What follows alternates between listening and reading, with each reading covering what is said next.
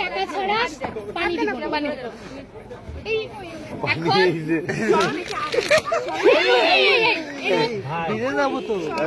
পানি কাছে রাইস, পানি কাছে রাইস। খারাপ। আমি খুব স্যালাডের ওয়েট আগে না বাবা এ কোন ফাইল? আমি একা তো, আমার গায়ে তো শক্তি নাই। এই আরে না আরে বাবা ভালো, এই না, ভালো। আগে হাত আগে টাকা দাও। আচ্ছা এই যে এই হাত বাকি তো।